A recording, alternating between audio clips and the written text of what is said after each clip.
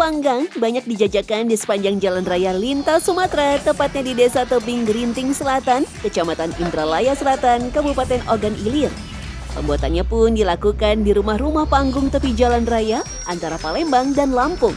Lalu bagaimana bisa makanan yang dulunya dibuat dari sisa adonan empek-empek menjadi oleh-oleh istimewa daerah Palembang dan sekitarnya?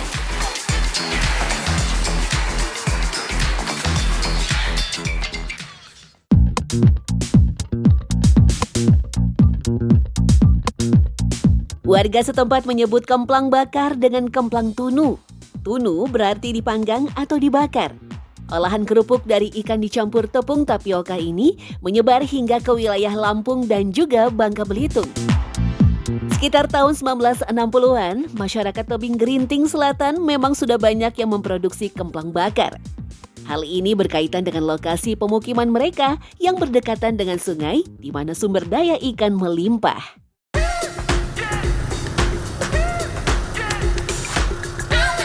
Di Desa Tebing Gerinting Selatan tercatat ada sekitar 26 rumah tangga yang memproduksi kemplang bakar. Dalam satu rumah panggung, warga yang mengerjakan kemplang bakar berjumlah 5 hingga 15 orang, tergantung berapa banyak kemplang yang akan dibuat. Rata-rata dari setiap rumah bisa memproduksi hingga 3 kuintal atau 300 kg kemplang mentah setiap harinya. Pembelinya pun kebanyakan dari luar daerah yang melintas wilayah ini.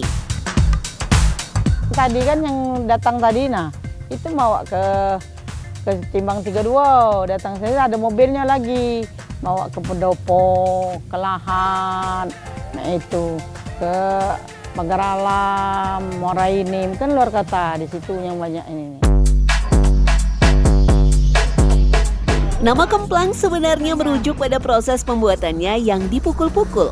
Dulu adonan kemplang dipipihkan dengan palu, namun sekarang sudah diganti dengan paralon atau kayu.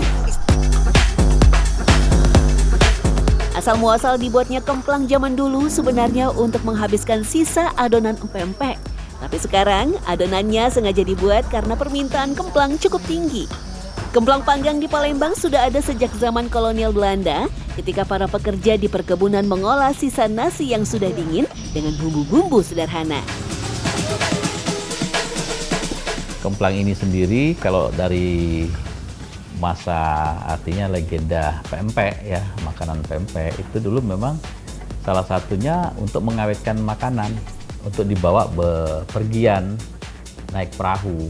Nah, sehingga bahan baku ikan ini dicampur dengan tepung ya, tepung sagu itu diawetkan dan bisa bertahan selama berbulan-bulan di perjalanan di perahu.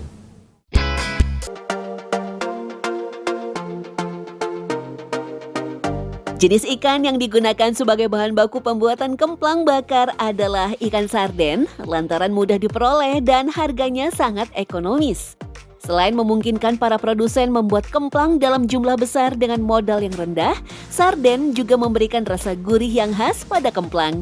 Terlebih, tekstur ikan yang lembut dan memiliki kadar minyak rendah sangat cocok untuk kemplang.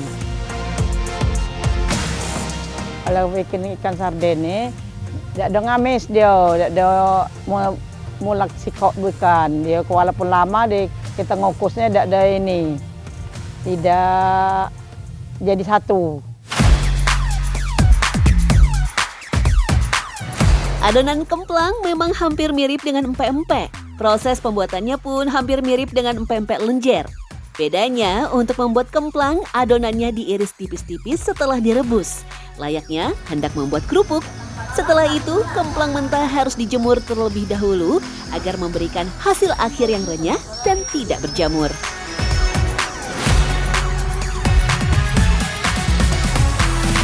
Kemplang memang sudah menyatu dengan keseharian masyarakat Sumatera Selatan. Sangat mudah menemukan kemplang di wilayah Palembang dan sekitarnya. Makan tanpa kemplang rasanya seperti sayur tanpa garam. Bahkan di sekolah, kemplang seolah menjadi jajanan wajib para murid. Selain daripada itu, kemplang juga di adat masyarakat Palembang ini juga menjadi salah satu tanda silaturahmi. Seringkali kita berkunjung ke rumah saudara, teman, keluarga, dan lain-lain itu kita membawa semacam buah tangan, di antaranya kemplang yang paling banyak selain pempek tadi. Selain kemplang panggang, sebenarnya ada pula kemplang goreng yang ukurannya tentu saja lebih kecil, bulatannya nyaris sempurna, dan warnanya lebih putih dibanding kemplang panggang. Meski begitu, kemplang panggang tetap paling tinggi peminatnya karena lebih awet dan sudah jadi camilan sehari-hari warga Palembang dan sekitarnya. Kalau dibakar itu kan lebih tahan lama gitu ya, sebab dia kan nggak ngandung minyak kering gitu kan. Kalau yang digoreng itu dia ngandung minyak, dia nggak tahan lama. Sebab ini dia kalau minyaknya itu bau gitu kan, kalau lama dia nggak tahan ya.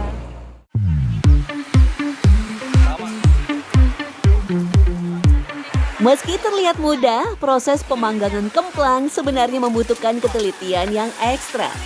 Saat dipanggang, kemplang tidak boleh terlalu dekat dengan bara api. Kemplang juga harus sering dibolak-balik agar bisa mengembang dengan sempurna. Ketika sudah mengembang, kemplang dipukul menggunakan kayu agar permukaannya rata. Sepanjang hari duduk di depan bara api juga bukan perkara yang mudah. Tak jarang para pedagang biasanya menggunakan bedak dari tepung beras yang dicairkan untuk wajah mereka.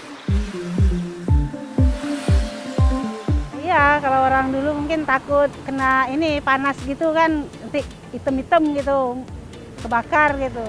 Ya ada yang bedak-bedak dari kayak apa tepung beras gitu kan, diolesin gitu biar dingin gitu, nggak panas gitu. Makan kemplang panggang rasanya tak lengkap jika tanpa pendamping berupa sambal. Rasa gurih dari kemplang dicampur rasa pedas dari sambal tentu memberikan cita rasa yang sempurna. Berbeda dengan sambal kemplang Lampung yang lebih manis karena menggunakan gula merah, proses pembuatan sambal kemplang Palembang sangatlah mudah. Hanya menggunakan kecap kemasan dan saus sambal kemasan yang dijual di pasaran. Dengan cita rasa gurih dari ikan yang khas dan aroma yang menggoda saat dipanggang, kemplang telah menjadi bagian dari identitas masyarakat Kabupaten Ogan Ilir dan menjadi ikon Sumatera Selatan.